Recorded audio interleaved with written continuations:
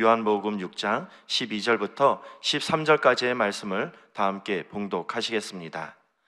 그들이 배부른 후에 예수께서 제자들에게 이르시되 남은 조각을 거두고 버리는 것이 없게 하라 하시므로 이에 거두니 보리떡 5개로 먹고 남은 조각이 12바구니에 찼더라. 아멘. 할렐루야. 좋은 날입니다. 우리 좌우 옆에 계신 분에게 우리 인사를 나눴으면 좋겠습니다. 오늘 하루도 복된 하루 보내시기를 축복드리겠습니다. 저는 오늘 본문 말씀을 근거로 해서 오병이어의 기적이라는 제목으로 함께 은혜를 나누도록 하겠습니다. 예수님께서 가시는 곳마다 큰 기적을 베풀어 주셨습니다. 그 기적을 바라보았던 많은 무리들이 예수님을 따르게 되었는데요. 그때 예수님께서는 빌립에게 이렇게 이야기를 하십니다. 우리가 어디에서 떡을 사서 이 많은 사람들에게 먹일 수 있겠느냐? 그 이야기를 들었던 빌립이 예수님에게 이렇게 대답을 하는데요. 200데나리온의 떡을 사더라도 부족하겠습니다. 하지만 안드레는 예수님께서 말씀하셨던 그 이야기를 듣고 무리 속으로 들어가서 혹시 먹을 것을 가지고 있는 사람이 있는지 찾아보게 됩니다. 그리고 마침내 한 아이를 발견하게 되는데요. 물고기 2마리와 또 떡 5덩어리를 가지고 있는 한 아이를 발견하게 됩니다. 그리고 그 아이를 예수님께 데려갔을 때 예수님께서는 모든 무리를 자리에 앉게 하시고 그리고 떡을 가지시고 축사하시고 제자들에게 그것을 나눠주라 말씀을 주십니다.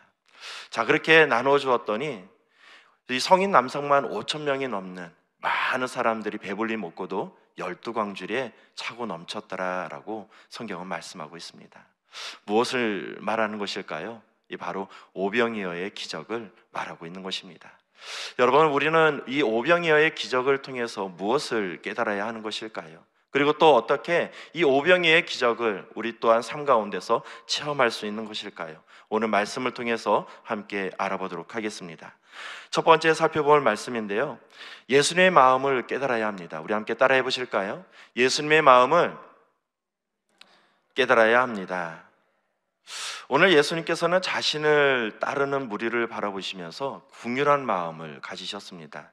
왜냐하면 이른 아침부터 예수님을 따라 다녔는데요. 어느덧 해가 질 니역니역한 그러한 시간이 되었기 때문입니다. 혹시나 이들이 집에 돌아가다가 기진하지는 않을까 예수님께서는 그런 것을 걱정하게 되었습니다. 그래서 제자들에게 이 말씀을 주시는데요. 너희들이 떡을 나눠 주어라 말씀을 주셨습니다. 자, 이 말씀을 들었던 빌립 예수님께 이렇게 말씀하고 있습니다. 예수님, 각 사람에게 조금씩 나누어 주더라도 200데나리온의 떡이 부족합니다. 자, 예수님은 그동안 수많은 기적을 베풀어 주셨습니다. 중풍병자를 치료해 주셨고요. 또 말을 하지 못하는 벙어리를 치료해 주셨습니다. 또한 앞을 보지 못하는 맹인의 눈을 고쳐 주셨고요. 심지어 이 죽어 있었던 야이로의 딸마저 다시 살리는 그러한 큰 기적을 베풀어 주셨습니다. 그런데요, 빌립은 그런 기적을 바라보았음에도 불구하고 예수님께 이렇게 말하고 있습니다.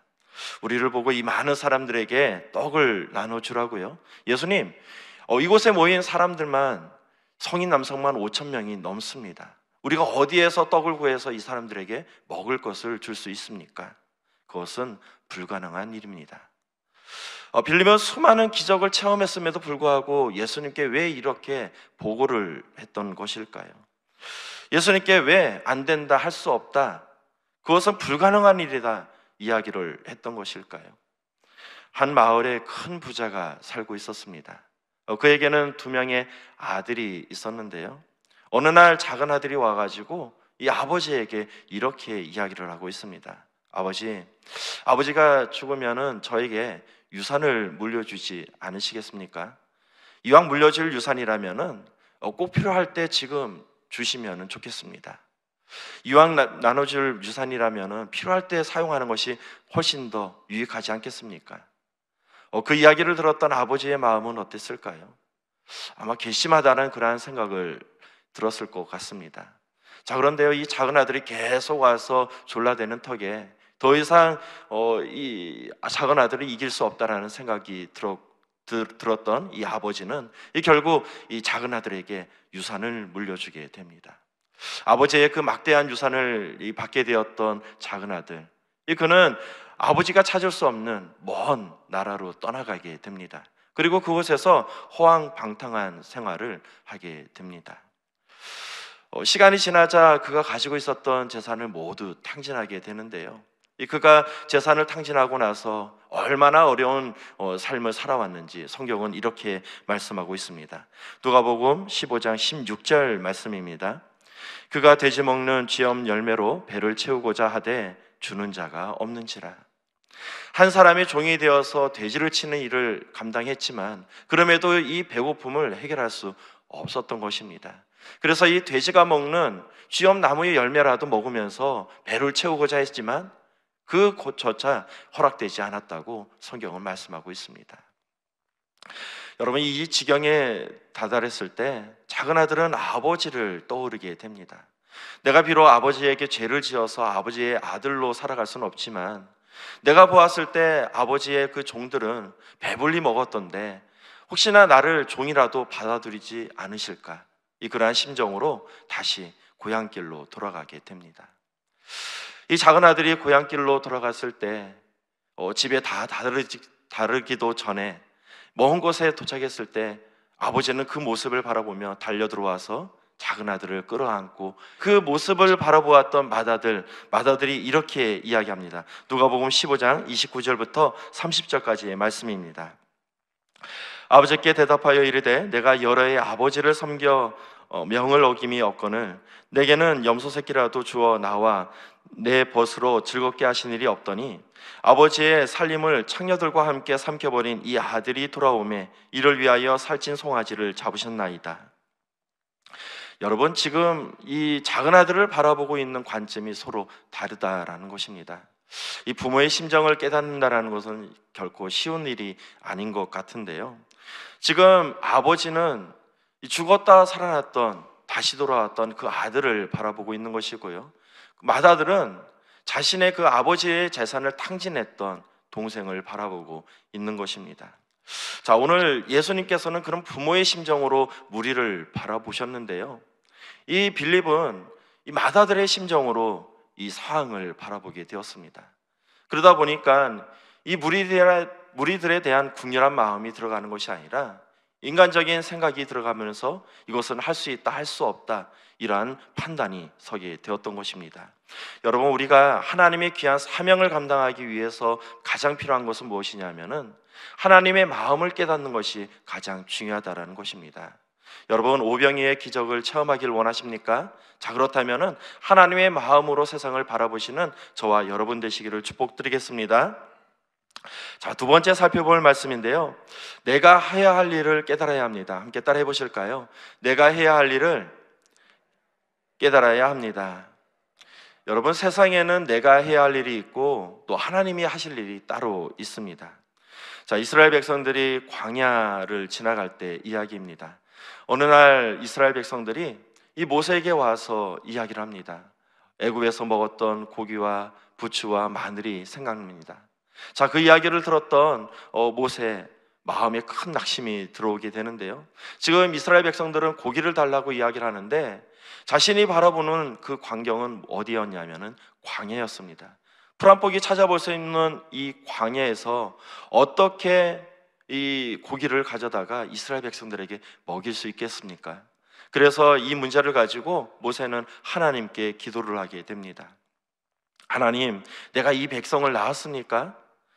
나를 향해서 울며 고기를 달라고 이야기를 하는데 제가 어디에서 고기를 가져다가 이 사람들에게 나눠줄 수 있겠습니까? 이에 하나님께서 이렇게 말씀을 하십니다. 민수기 11장 19절부터 20절 상반절 말씀입니다.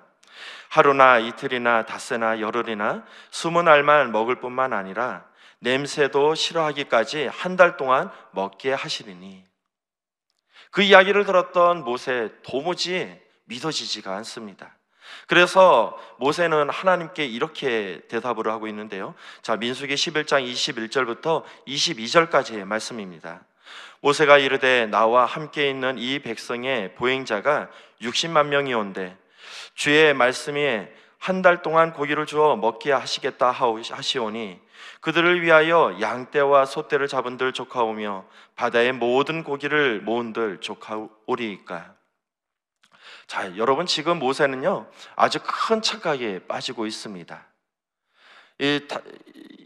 하나님께서 먹이겠다라고 말씀을 주셨을 때 이 자신이 뭔가를 꼭 해야 되는 것이라 생각하고 있었다라는 것입니다.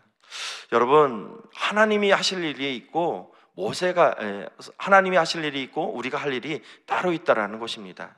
자, 그 이야기를 들었던 하나님 이렇게 이야기를 하시는데요. 민수기 11장 23절 말씀 같이 살펴보도록 하겠습니다.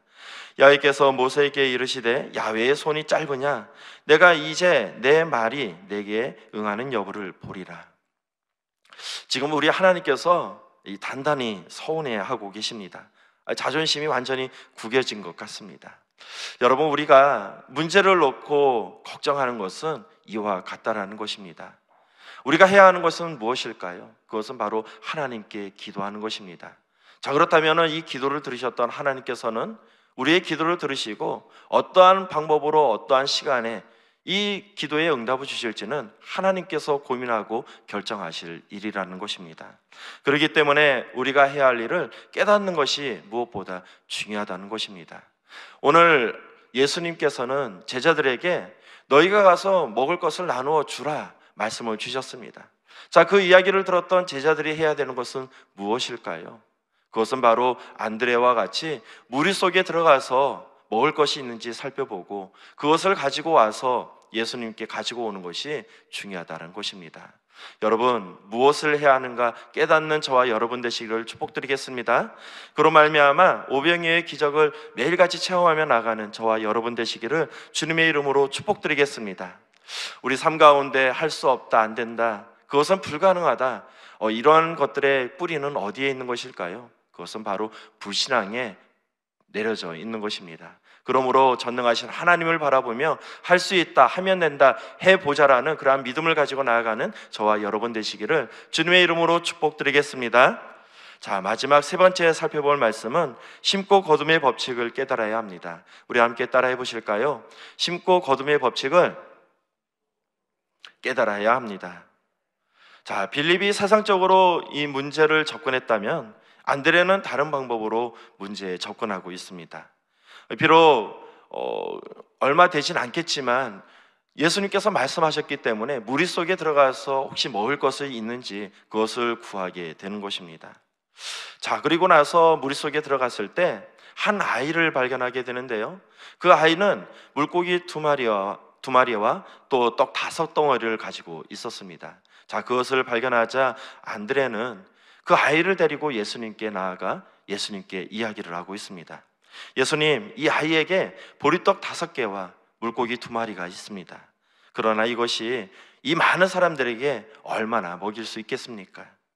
그 이야기를 들었던 예수님, 무리를 앉게 하시고 떡을 가지고 축사를 하시고 나서 제자들에게 그것을 나눠주라 말씀을 주십니다. 자, 그렇게 나눠주고 나니까 모든 사람들이 배불리 먹고 그 남은 것이 12광질에 넘쳐났다 성경은 말씀하고 있습니다. 자, 이 사건을 보면은 우리 예수님께서는 얼마든지 이 백성들을 먹일 수 있는 능력을 가지고 있었습니다. 꼭 아이가 가져왔던 물고기 2마리와 또 보리떡 5개가 있어야만 이 사람들을 먹일 수 있었던 것일까요? 그렇지 않았다라는 것입니다. 얼마든지 예수님께서는 그런 것 없이도 먹일 수 있음에도 불구하고 예수님께서는 그렇게 행하지 않고 제자들에게 먹을 것을 구하라 말씀을 주셨다라는 것입니다. 왜 그랬던 것일까요? 작년 가을에 제가 아내와 함께 북한산 그 둘레길을 걸어가고 있었습니다. 한 계곡을 지나가고 있었는데요, 그 계곡을 유심히 살펴보니까 아주 맑고 깨끗한 물이 흘러가고 있었습니다. 얼핏 봐도 제 키보다도 훨씬 더 깊은 물이었던 것 같습니다. 그런데요, 얼마나 깨끗했던지 그곳에 있는 바닥에 있는 돌들이 훤히 들여다보는 것이 보이게 되었습니다. 자, 그러고 나서 또 지나가고 있는데요. 얼마 지나지 않아서 이번에는 이 한 웅덩이에 이 물이 갇혀 있는 그러한 물을 발견하게 되었습니다. 자, 이 물은 바위에 갇혀가지고 움직이지를 못하고 있었는데요. 자, 그런데 그 물은 썩어서 거품이 막 일어나고요. 그 속에는 수많은 벌레들이 득실거리는 것을 보게 되었습니다. 여러분, 이 흐른다라는 것은 굉장히 중요한 것입니다. 이 흘러가기 때문에 물이 깨끗해질 수 있는 것이고요. 물이 깨끗하기 때문에 그 속에서 생명이 움들 수 있는 것입니다. 여러분, 만약에 공기가 흘러가지 않고 멈춰진다라면 어떻게 될까요? 공기가 흘러가지 않고 멈춰지게 되면은 어느새 오염이 되게 될 것이고요. 미세먼지가 가득하게 될 것입니다. 그로 인해서 많은 사람들의 건강을 해치게 될 것입니다. 마찬가지로 돈이 멈춰져 있는다고 생각을 하면 어떻게 될까요? 이 돈이 멈춰져 있다라는 것은 무엇이냐면 불경기를 이야기하는 것인데요. 이 불경기가 찾아오면 많은 사람들이 경제로 어려움을 당하게 된다는 것입니다. 혈액이 순환되기 때문에 우리가 삶을 살아갈 수 있는 것처럼 뭐든지 흘러갔을 때 그곳에서 이 생명이 움틀 수 있게 되는 것입니다. 자, 마찬가지입니다. 우리 하나님께서는 이 세상을 불공평하게 만드셨습니다. 왜 불공평하게 만드셨을까요? 어떤 사람은 부자로 태어나고, 어떤 사람은 가난하게 태어나고, 어떤 사람은 건강하게 태어나고, 어떤 사람은 건강하지 못하게 태어나게 되었습니다.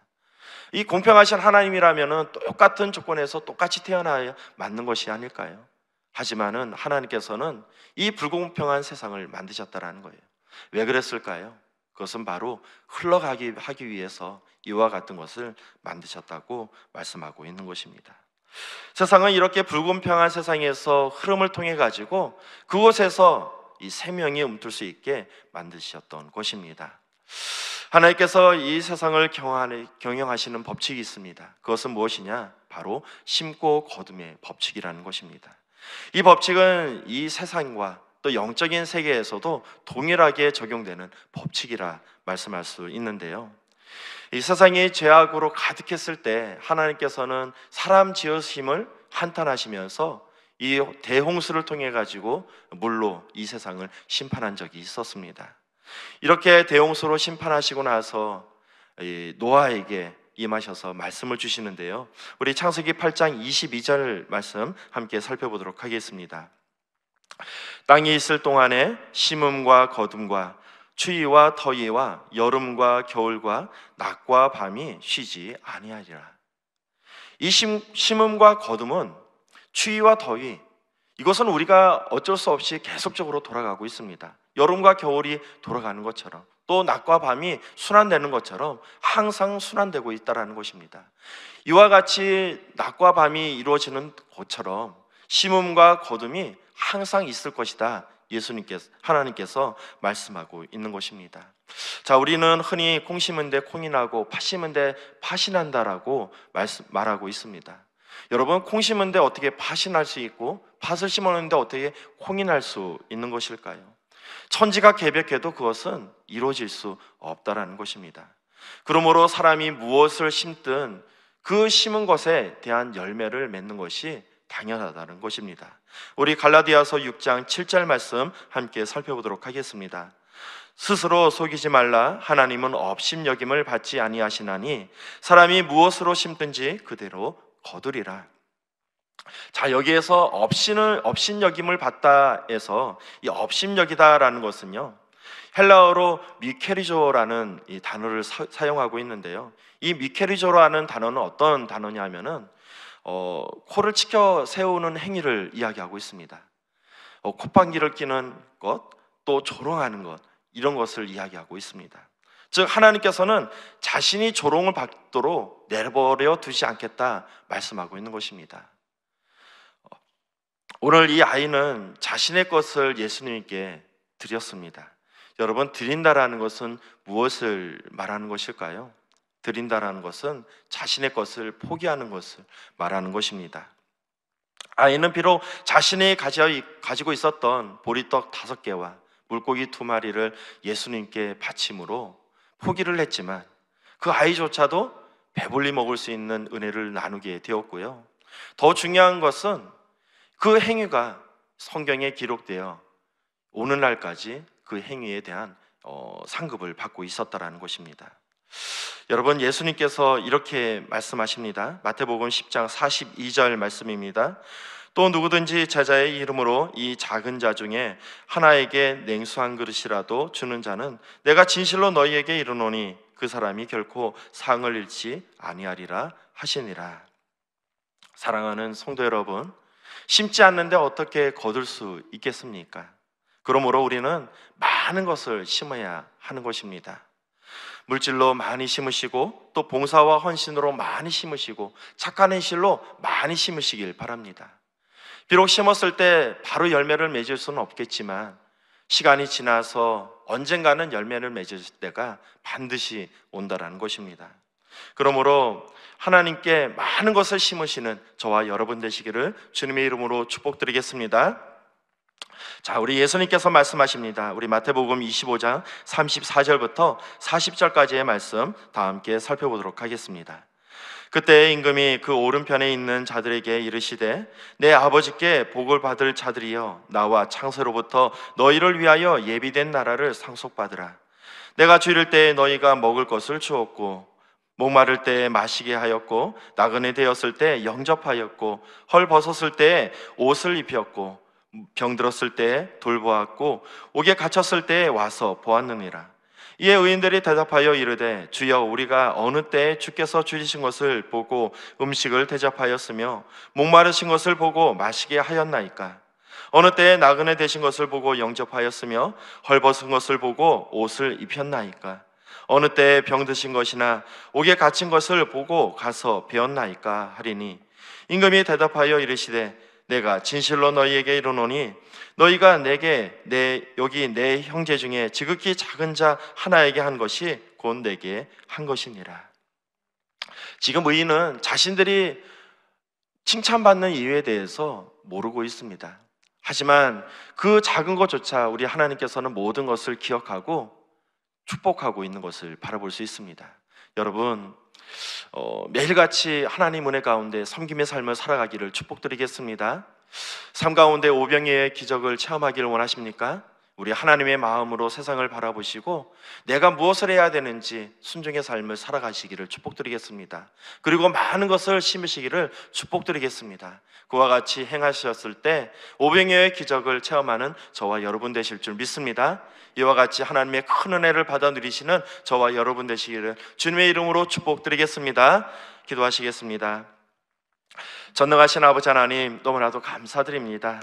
아버지 하나님, 매일같이 우리 하나님 은혜 가운데 삶을 살아갈 수 있도록 인도하여 주시고 예수 그리스도의 심장으로 삶을 살아갈 수 있도록 인도하여 주시옵소서. 그로 말미암아 그리스도의 향기를 전하며 매일같이 우리 하나님께 쓰임받는 우리의 인생이 될 수 있도록 복을 내려 주시옵소서. 아버지 하나님, 무엇보다 이 나라의 이 백성을 긍휼히 여겨주시고 아버지 하나님, 무엇보다 또한 정치, 경제, 사회, 문화, 외교, 국방 우리 하나님께서 친히 다스리는 나라가 되게 하여 주셔서 마침내 우리 하나님께 쓰임받는 나라가 되게 도와주시고 마지막 날 우리 하나님께 더욱더 크게 쓰임받는 우리가 될 수 있도록 인도하여 주시옵소서.